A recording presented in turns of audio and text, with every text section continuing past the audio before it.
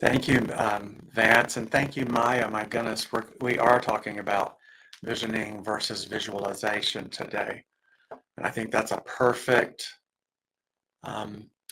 demonstration of how one person hears a still small voice and someone else hears it and someone else hears it. And we all put those down on paper and we say, oh yeah, that book, that's the exact book I wanted to talk about. Yeah, that's the exact process I want to talk about. So you are going to hear about that again. Now, a stranger approached a pastor and said, I'd like you to pray for my hearing. The pastor put his hands on the guy's ears, either ear, and he stuck his thumbs down into the canal. And he did a passionate, earnest prayer. I'm getting a visitor. We're doing tech support real quick. Uh-oh. We might be having an issue. Should I go downstairs? No. Sorry about this, people. We will get the microphone set up. All right. Tell us if that sounds better. Can we get a mess? I didn't realize. Yeah. Keep talking. Okay, Diego's saying better. All right. Well, I thanked Maya for her opening. I'm grateful that she's here, and I'm grateful that she and I are on the exact same page today. And I have a joke for you to open our talk. A stranger approached a pastor and said, I'd like you to pray for my hearing. And so the pastor put his hands on each ear, both ears, and he got his thumbs way down into the canal. And he gave a passionate, earnest prayer. Then he popped his fingers out of the guy's ear canal, and he said, how's your hearing now? And surprised, the man said, well, it's not till tomorrow. So we'll let that be. I thought it was cute. Today, we're talking about the still small voice within. And we all have it. It's part of our original factory settings. It's about guidance or intuition. And I'm sorry, I'm moving stuff around. In New Thought, we're taught that intuition is actually messages. Messages come from angels, and evangelicals will tell you this intuition is the voice of God. And when you think about it, it's all God, no matter how we label it. And being in touch with that voice gives you the chance to step up in life. One of my favorite spiritual maverick stories is about Mother Teresa. I went to a talk by a CNN photojournalist who had lived on site with her for about 4 years and had unparalleled access to her. She said that, of course, we all know this, Mother Teresa had been a school teacher in Romania, and then she was promoted to the principal position. She had done that for her entire adult life. And she had a dream that Jesus was speaking to her, telling her to go to Calcutta. The Catholic hierarchy didn't want her to do that. She was known for being the teacher and the principal. They wanted to keep her in that box. But she knew something better. She followed that still small voice, and she went to Calcutta. And when she got to India, the only thing she knew how to do was teach school. So she started teaching it in the streets, using the sand as a chalkboard to write her messages. And so what she did essentially was she took a step in faith. She followed the still small voice. She asked, what's the next step? And what's the next step? And what's the next step? And before you knew it, she was telling the government to give her different buildings that were no longer in use. And these people were giving her the buildings. We also know of Michael Beckwith, who Maya spoke with about just a while ago. He has a mega church called Agape in Los Angeles. He's actually from this area, Atlanta area, or at least he went to college here. He is what we call a Morehouse man, which is a very distinguished graduate of Morehouse. When he got to LA, he and those close to him did a practice called visioning for 6 months before they opened the doors. And you can see what a huge success Agape has been. They all listened for that inner voice. They all wrote down the answers on a piece of paper with the facilitator. And the answer to the question that was a yes 4 times versus a no or versus something else is the one they decide was the still inner voice. And so that's how they pulled that forth. They put it onto a board and they wrote their mission from there. New Thought churches do this probably every few years as the board changes out, and they set themselves up for the next session. Now, I don't know about you guys, but I have an inner sassy voice, and it goes off in my mind almost every day. Now, I know it's not the truth. It's just a smart remark that pops in. And I have to take myself through it and think about it and think, is saying that thought going to be for the better of other people today? Will it be of any use to me? What will it do to me, expressing that thought? And as you do this more and more and more, those thoughts diminish and decrease and decrease and decrease because we're creating new neural pathways where my baseline is going to be something positive rather than something negative. And what about the ego? A lot of us talk about the ego, and sassy voice would fall into that area, but the ego is not taking you somewhere beneficial. The ego is an aspect of yourself resisting spiritual growth. And so as an example of this, I was teaching a class and I had a student stand up and tell us her lifelong problem.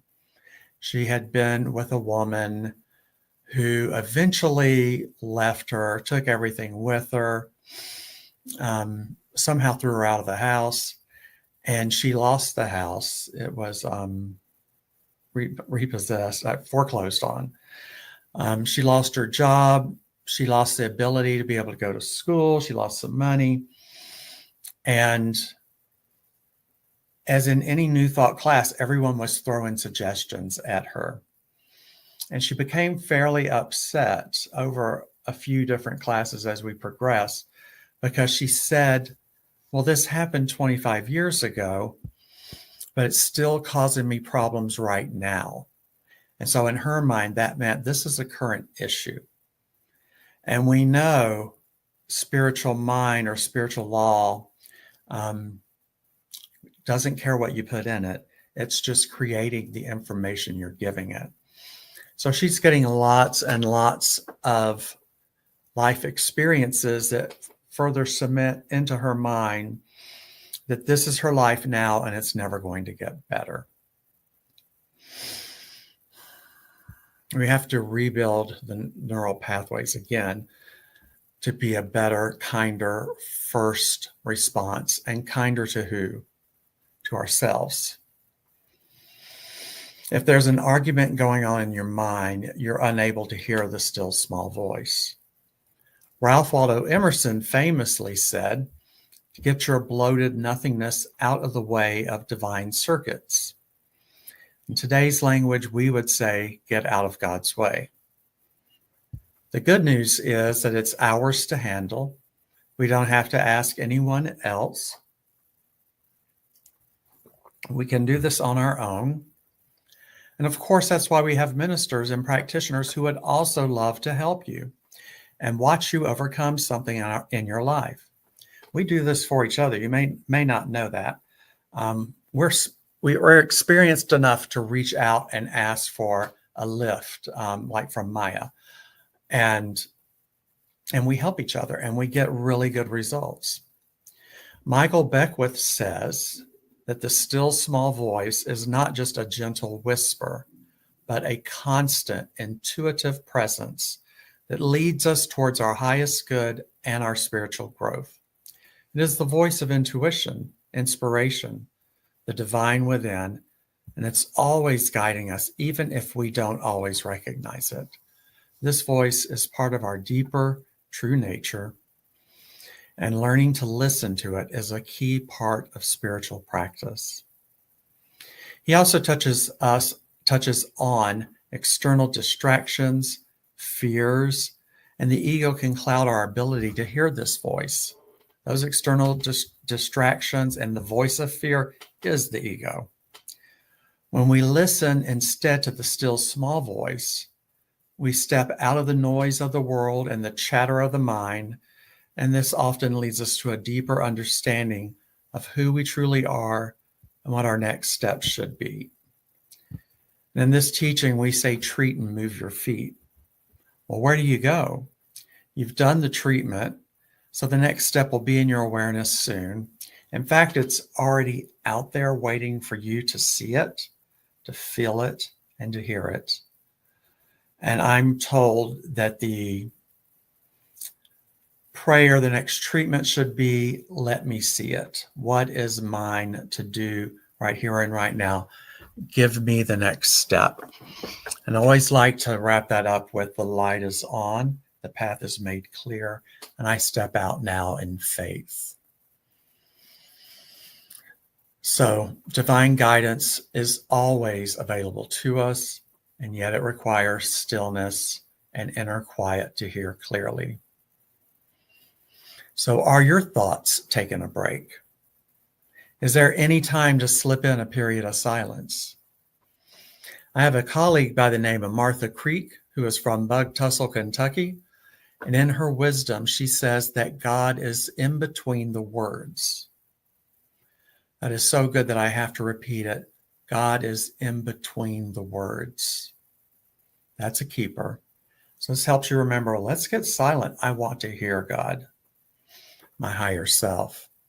So how much time are you thinking now nonstop? We have Western minds, and we are now living in the instant information age. And that's a bad combination, actually. We can read the news on our iPhones or our smartphones over and over every day. And it updates frequently, and the story varies a little bit if you wait 10 minutes and check it again. It can leave us absolutely drained. We have to take a breath and step away from the phone, put it down, step away, leave that tablet down too, and don't look at the laptop. Step away, resume your spiritual practice, and keep your day going well, nicely under control, blessed and uplifting. That's the kind of day I want to have. And besides that, when I hear the still small voice, I've created space for that voice to come through, right? And so my day's automatically going to be better. I'm being gifted with what to do next and how to handle this or that. So in this Western culture, instant information age, I have found that my attention span, if I'm not paying attention, is shrinking to seconds. If an article or a social media post is too long, I toss it aside. Those old ways of speaking with a really long article you might see on Facebook don't serve us anymore. We have to catch someone's attention in the audience within 8 seconds, or we've lost that person. Now, I know that I'm not the only person that has dealt with this instant information addiction issue. As my dear friend, Reverend Susan Zoller would say, I'm not saying you guys are doing this, but perhaps someone you know is doing this. Vance and I have access to a beach house through a long extended, through the family member. And it's one of the few places I can go where I can travel with my dogs. So, I'm all over about visiting this house. A few years back, I vowed not to check the news and to stay off social media for the week that I was there. I found out that was very calming, very peaceful. It was really great. And when you listen to the sound of the surf, it is loud enough that it drowns out the voices in your mind, and your baseline is at a very positive place. One time I had to do a talk halfway through the week for a graduating class of students in Arizona, and I was able to write an amazing talk, the entire thing within 30 minutes. And normally it takes days to write a talk. You work on it all week. And it was a beautiful talk. And so that's a really good example of how clearing out your mind can help. Now let's give silence a little more attention. Have you done silence as a spiritual practice? When we teach foundations, it's a spiritual practice you're given to go home and try for a week.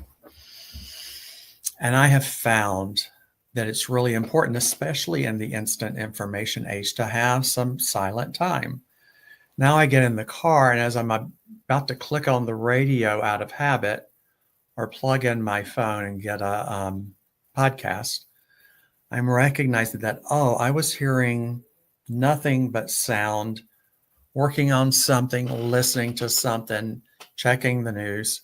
And here I am getting in my car and I'm about to put on more sound. So that's when we need to stop, and probably stop before then, and have a period of silence. Drive in the silence. It's perfectly fine. Spiritual podcasts can be uplifting as well, but if you're needing silence, you need silence. And it should be something you practice every day. We can do meditation and then guide it to a point, but then go into the silence and spend time there. And that can help us get back to our original factory settings.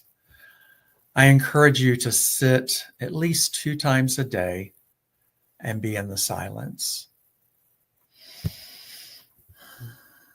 And what I'm seeing is that when we have this information deluge, it is starting as soon as we put down our daily reading.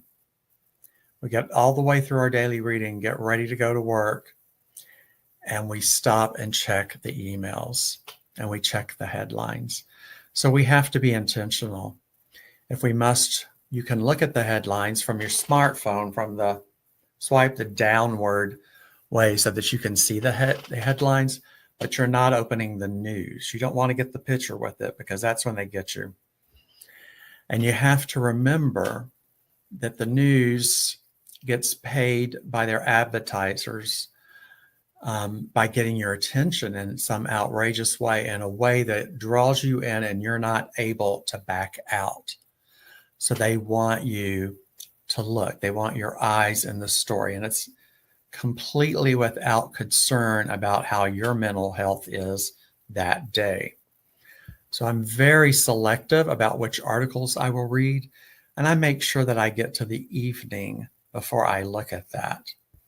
That way I am efficient at my work and I'm doing a better job for my employer. Now, we're seeing in the news right now with the Trump presidency, it's like a reality show.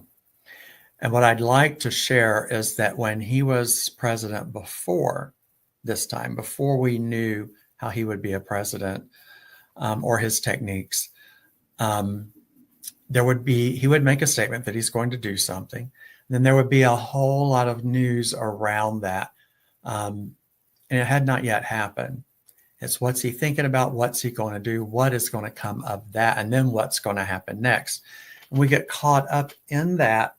And then the thing never happens.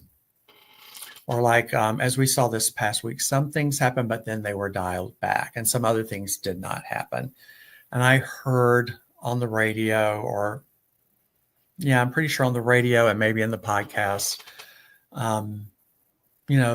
wanting to bring you in and talk about that. Well, that doesn't help me. That doesn't help me at all. And it doesn't help you. The best thing we can do is ignore that. If something happens, we can tune into it. What would be helpful to me is to turn away from that. It's not going to help me. Give money or support to those organizations that you believe in and you believe they will be long lasting and they're not going to squander your money. And you can be on either side of this. And it's good advice, no matter how you look at that. Give to the causes you believe in, give to the causes you think will be most effective. And don't give your attention to news outlets that are just trying to bring you in for ratings, for their advertisers. You'll hear Donald Trump also talk about ratings. So he knows, he's very self-aware, and he knows the process. In The Infinite Way by Joel Goldstein, he says that man is not able to enjoy the fruits of the kingdom for the reason that he has not prepared the atmosphere within himself, which can receive the still small voice. So let me say that again. Man is not able to enjoy the fruits of the kingdom for the reason that he has not prepared the atmosphere within himself, which can receive the still small voice. So what are some techniques we can use to help prepare the atmosphere within us so that we can hear the still small voice? Going back to Michael Bethwick's book on visioning, he says that he encourages individuals to create space for inner stillness through practices like meditation, prayer, and mindfulness. In this stillness, we can hear the voice of divine wisdom, and it offers guidance in every aspect of our lives. I believe that when we are in alignment with this voice, we experience greater clarity, greater peace, and a sense of purpose. A gratitude practice also is said to clear the way for your good to come through. By practicing the stillness and being open to that voice of spirit, we can tap into a higher level of wisdom and understanding. Our call to action this week is to work on our daily spiritual practice and perhaps honor a few practices that you've set aside for a while, such as actively being in silence, spending time visioning, spending time visualize, and that's where you see it as done. Spend time in meditation, spend time listening to the surf. And yes, I found the surf on YouTube as well. It helps. When we have to be willing to do the spiritual work to clear the way for that voice to come through and fill it as well. It's always accurate. It never lets you down. It lets us forget about us and them. Remember, if we are in us and them, we are out of spiritual alignment. Let us all know each other as part of ourselves and forgive ourselves for the stress that is out there. I'll say that again. Let us forgive ourselves for the stress that is out there. We have something to do without being out in front of us, and that's a tough one to work on, but it's the truth. Our affirmation for the week is, I am guided by the still small voice within me, and this is my truth, and this is your truth, and so it is. Amen, amen, amen.